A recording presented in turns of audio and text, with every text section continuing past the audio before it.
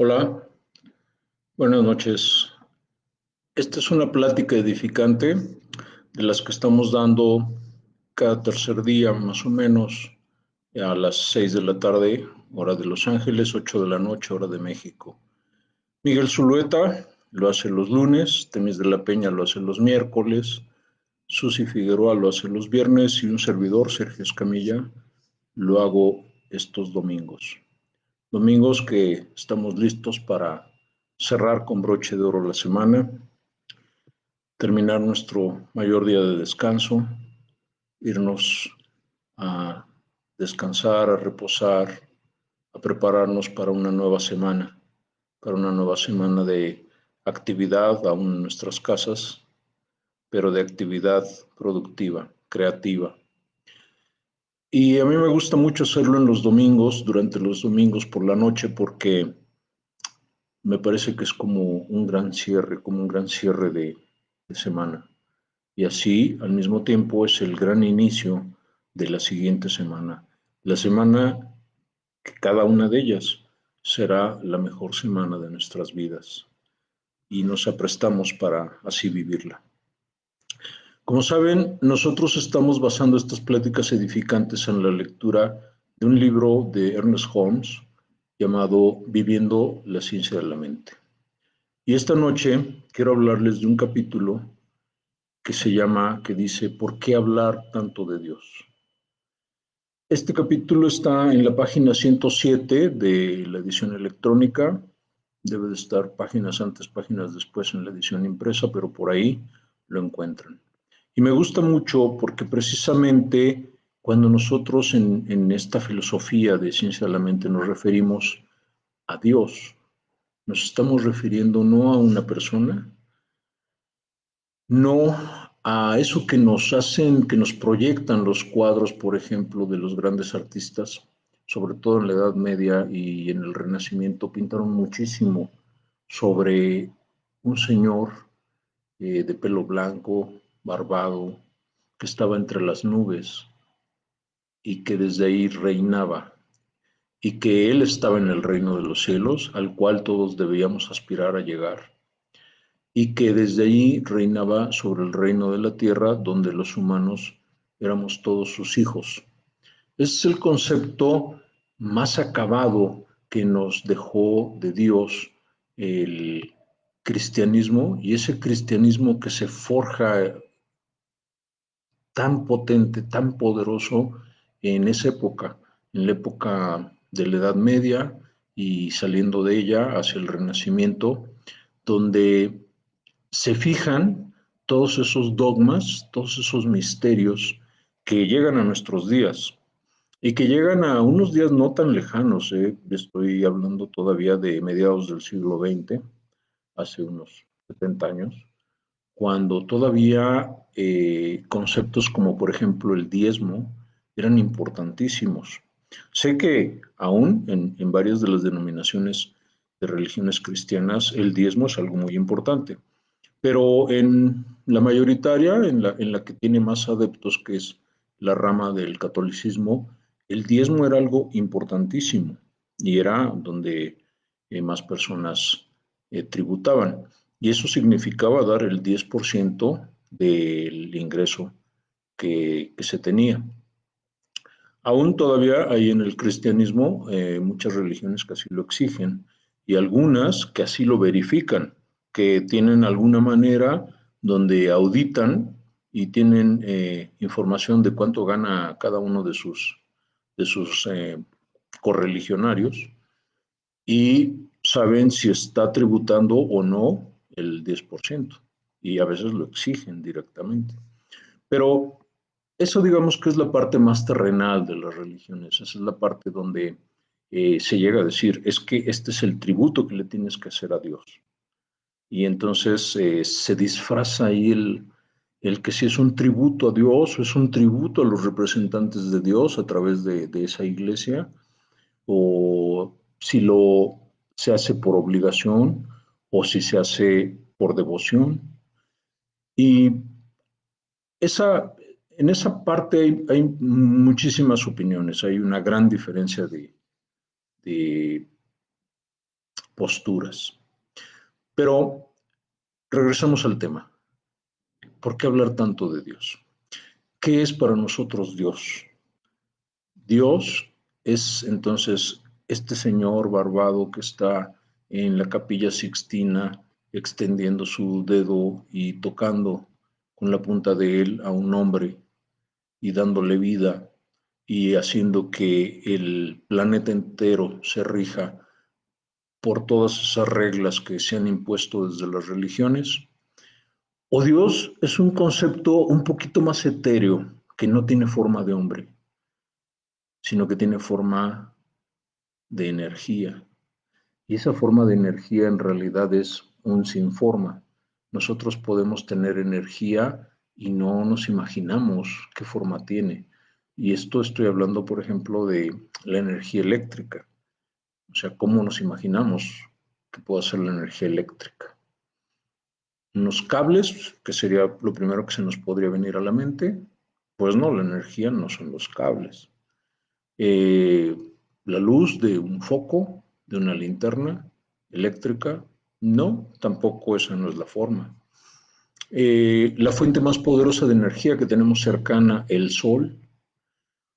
Hubo muchas religiones que consideraron al sol como el padre de los dioses y ese era su dios. Y esa es una gran forma de energía, pero no es la forma de la energía, el sol. O sea, la energía no es algo redondo y que está en llamas permanentes. La energía es algo que no tiene forma. Y la energía es un poder infinito de transformación, un poder infinito de creación. Y está regida por una inteligencia, porque no es una creación aleatoria, es una creación con ciertas leyes, con ciertas reglas, con ciertas normas. Y entonces se transforma el concepto de Dios. Y como el capítulo dice, ¿por qué hablamos tanto de Dios? Pues porque estamos hablando del principio, del origen, de la fuente de donde todos provenimos. Y no solo nosotros como humanos, sino todos los seres vivos, animales, plantas, bacterias, virus, y también las cosas que nos parecen sin vida, pero que cuando vamos a su interior y vemos que están constituidas por las mismas partículas esenciales que nosotros, los seres vivos, entonces tenemos que cuestionarnos si esas cosas que consideramos no vivas, como pueden ser una mesa, una tabla, una piedra, una estrella, un planeta, si esas cosas no están hechas de la misma energía, del mismo principio universal del que todos estamos hechos. Y tenemos que llegar a la conclusión de que sí, porque no hay el principio universal de los seres vivos y el principio universal de los seres inanimados. El principio universal es uno y es el que todos compartimos. Y compartimos también esa cadena de destrucción, construcción, de destrucción, creación, que esa es la parte esencial de esa energía, de ese principio creativo. Todo está transformándose, todo está convirtiéndose de una forma a la otra. Y ese es el concepto que tenemos claramente de Dios. Por eso muchas veces cuando leemos los conceptos bíblicos de Dios, no embonan perfectamente en las enseñanzas de ciencia de la mente. Ernest Holmes utiliza muchísimas referencias bíblicas, pero no utiliza la totalidad de la Biblia, porque él se cuida mucho de que las partes que ven a Dios como un principio universal son las que verdaderamente dan soporte a su filosofía. Y aquellas partes donde ese Dios se está viendo ya como una tercera persona, se está viendo de manera antropomórfica, es decir, con forma de hombre, es cuando ya tenemos muchas dificultades para explicar qué cosa es ciencia de la mente, para explicar qué cosa es este principio de algo que en uno de sus conceptos fundamentales, Holmes dice este algo llamado Dios, porque para Holmes Dios no es una persona. Para Holmes, Dios es un algo, es un poder invisible, infinito de energía. Y vamos a leer un poco de este capítulo que está muy interesante. Dice, seguramente te preguntas por qué usamos tanto las palabras Dios y Espíritu y por qué cuando explicamos la ciencia de la mente hablamos con tanta frecuencia de la naturaleza de Dios o del Espíritu. O sea, es ahí donde nos centramos, nos dice Holmes, no estamos centrándonos en el Dios antropomórfico, en el Espíritu antropomórfico. Nos estamos centrando en la naturaleza de la palabra Dios o de la palabra Espíritu. Y sigue diciendo, cuando usamos las palabras Dios o Espíritu, queremos decir el principio de la vida inteligente, que el filósofo llama realidad. Y lo que todas las religiones quieren decir cuando se refieren a ese algo en el universo que responde a nuestra conciencia. Es evidente que esta causa primera, esta causa inteligente, existe. Ahí no cuestionamos. Nadie puede negar la existencia de esta causa primera. Ni el más ateo, ni el más agnóstico, ni el más incrédulo podría decir que no existe una causa primera que da origen al universo. Porque estas personas que no están afiliadas a ninguna religión, lo que nos dicen es, el universo existe porque se dio un proceso, un fenómeno llamado Big Bang. Y ahí es donde nos hace coincidir Holmes. Holmes acepta esa parte científica del principio del universo, pero Holmes nos dice, los científicos nos explican que en el origen estaba Dios o estaba un punto energético infinito, de energía infinita, concentrado, que era minúsculo, que era infinitesimalmente pequeño. Y que en el momento en que se da, por alguna razón que aún no conocemos, una gran expansión de esa energía, una gran explosión de creatividad, se origina el universo entero, que el punto decide expandirse. Y yo digo decide expandirse porque no había nada. Los científicos nos explican este gran punto, grande en el sentido de que era de energía infinita, al tiempo que pequeño en sus dimensiones, pequeño era tan pequeño que ni con un microscopio podríamos verlo. Decimos, estaba en medio de la nada, eso es lo que nos explican los científicos. Entonces, no era que hubiese un Dios y el punto de energía infinita, y no era que Dios dijera, ahora que se haga el universo, porque entonces no estaría en medio de la nada, estaría en el seno de Dios. Pero los científicos dicen, estaba en medio de la nada, y esto lo acepta Holmes. Dice, en el principio solo estaba Dios. Porque para Holmes, el punto mismo es Dios. Y esto se deriva de un silogismo muy básico.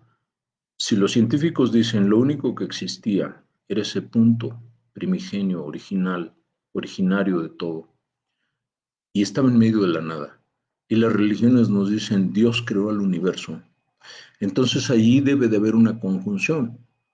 Y debemos de pensar que si el punto estaba en medio de la nada y al mismo tiempo Dios estaba decidiendo crear el universo, es entonces el punto lo que podríamos llamar Dios. Y ese es un concepto totalmente revolucionario porque ya no podemos seguir pensando en el Señor barbado que está en las nubes, que está en el reino de los cielos. Tenemos que pensar que Dios, más que un Señor, es una energía infinita. Y es la energía infinita que da origen al universo entero. Entonces decíamos, todos estos ateos, todos estos personas que dicen es que Dios no existe, lo que están diciendo es, yo no le llamo Dios, yo le llamo el origen del universo, el Big Bang, la energía infinita concentrada en ese punto. Y básicamente lo único que están haciendo es no utilizar la palabra Dios, pero están reconociendo exactamente el mismo principio que reconocemos en ciencia de la mente. En ciencia de la mente, entonces, tratamos de no pensar en Dios como una persona. Ese es el principio básico de ciencia de la mente. No podemos pensar en Dios como una persona porque entonces estamos bajando a Dios a un nivel humano. Y Dios es algo que debemos de tener como un ser infinitamente poderoso y un ser en el sentido de que es, no un ser en el sentido de que es un ser vivo, como nosotros concebimos a los seres vivos. Entonces, cuando decimos Dios, lo que tenemos que decir es un principio creativo, una inteligencia infinita y un poder invisible absoluto que crea. Su esencia básica es crear, es un ser desde ese punto de vista muy creativo. Pero entonces nos relacionamos de una manera distinta y por eso decimos, ¿por qué hablamos tanto de Dios? ¿Y por qué le cambiamos de nombre? Si se dan, si algunos de los que están aquí han leído los libros de Holmes, se darán cuenta de que él utiliza muchísimas palabras para referirse a este concepto y lo que hace es escribirlas con mayúsculas. Cada vez que encontramos a media oración una palabra escrita con mayúsculas, lo que está haciéndonos ver Holmes es que eso es el principio universal llamado Dios. Y aquí en este mismo párrafo que acabo de leer hay muchas palabras escritas en mayúsculas. Está Dios, está Espíritu, está principio, está vida, vida inteligente, está realidad, está algo, está universo, causa primera y causa inteligente. Todas estas palabras escritas con mayúscula se refieren a ese concepto de poder infinito absoluto que en las religiones se llama Dios. Y en las religiones, algunas, porque en otras se llama de otras maneras, y no tenemos que estarnos simplemente centrando en una, porque aquí la gran fortuna que tenemos es que nosotros no descalificamos a ninguna religión. No estamos tampoco pensando es, hay religiones que están bien y hay religiones que están mal. No, pues todas seguramente tendrán sus partes muy buenas y tendrán sus partes criticables tal vez, cuestionables tal vez. Pero en principio todas nos llevan hacia ser mejores personas. Yo creo que la esencia de todas las religiones es que las personas que las siguen sean cada vez mejores. Ernest Holmes, entonces, al principio no quería que estos principios, que estas enseñanzas se llamaran religión. Él se apegaba más hacia la parte científica, porque él creía en estos principios científicos y no tanto en los dogmas de la religión, a pesar de que él era un gran estudioso de la Biblia, él era un gran estudioso del cristianismo. Pero él concebía todo esto desde un punto de vista científico y entonces dijo, bueno, no es tanto una religión, es más bien una ciencia. Le llamó ciencia de la mente y cuando tuvo que hacerlo una denominación religiosa que por cuestiones organizativas será importante formar una agrupación de este tipo, le llamó ciencia religiosa. Y así es como nace la ciencia de la mente. Pero la ciencia de la mente es la concepción filosófica de una persona, Ernest Holmes, que tampoco le gusta o le gustaba que pensáramos en él como un ser iluminado. O sea, él no era un profeta, él no era un Buda, él no era un Cristo. Él simplemente era una persona que estaba razonando qué había atrás de cada una de las palabras que se utilizaban en las religiones y particularmente qué había atrás de la palabra Dios. Es por eso que nosotros en Ciencia de la Mente hacemos mucho énfasis en el reconocimiento de este poder infinito, creativo, de inteligencia absoluta, y después en la unificación, porque nosotros aceptamos que ese poder infinito de inteligencia absoluta está dentro de cada uno de nosotros. Y ese es el concepto que llamamos unificación. Y por eso es que nosotros hablamos de Dios, pero hay que tener claro, es Dios como principio creativo, principio de vida, principio de realidad. No estamos hablando de un Señor, tercera persona, que está en los cielos, que nos juzga y que está esperando el día del juicio final. No, eso es en una de las religiones, pero no en la ciencia de la mente. Vamos a continuar con este tema, creo que es apasionante, creo que a todos nos mueve un poquito la conciencia y nos hace que la abramos, nos hace que nos expandamos hacia mayores horizontes de comprensión y al mismo tiempo nos libera, porque si nosotros podemos liberarnos de esos conceptos tan cerrados, donde hay un Dios que nos habla desde ese punto de vista de una persona que está en el cielo, y podemos sentir que lo que nos habla es un poder infinito que está dentro de nosotros, vamos a ir cambiando nuestra percepción, nuestra concepción filosófica de la vida. Y cuando logramos esto, lo que vamos es a lograr transformar nuestra vida y siempre la vamos a transformar para mejorar. Y ese es el objetivo final de cualquier religión y particularmente de la ciencia de la mente. Muchas gracias y muy buenas noches. Continuaremos con estos temas. Hasta pronto.